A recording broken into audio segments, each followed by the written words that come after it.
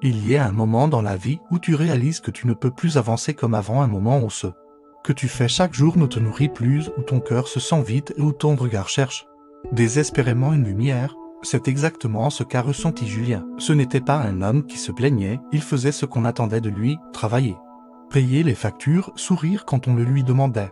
Mais à l'intérieur, il avait l'impression de disparaître un peu plus chaque jour. Chaque matin, il mettait son réveil, buvait son café en silence, regardait la rue par la fenêtre et se disait « c'est tout », mais il ne le disait à personne.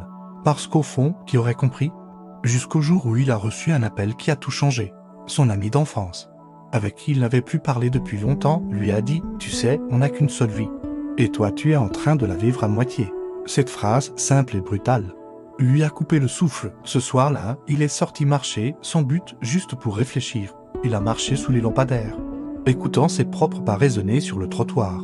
Et il s'est rappelé des rêves qu'il avait quand il était jeune, des projets qu'il avait rangés dans un coin sombre de son esprit parce qu'il pensait qu'ils étaient irréalistes et il s'est demandé « et si j'avais tort ?» Julien n'a pas tout quitté du jour au lendemain, mais il a pris une décision, ne plus rester immobile. Chaque jour, il allait poser une pierre, même minuscule, pour construire une vie qui le ferait vibrer. Il a commencé à se lever un peu plus tôt, à lire sur les sujets qui l'avaient toujours passionné, à appeler des personnes inspirantes, à s'entourer de voix qu'il élevait plutôt que de voix qui l'enfermaient. Au début, rien ne semblait changer. Les mêmes factures, les mêmes obligations, les mêmes trajets. Mais à l'intérieur, quelque chose se transformait, il reprenait goût à la vie. Il avait de nouveau des idées, des envies, des plans. Ce n'était pas spectaculaire. C'était discret mais c'était puissant.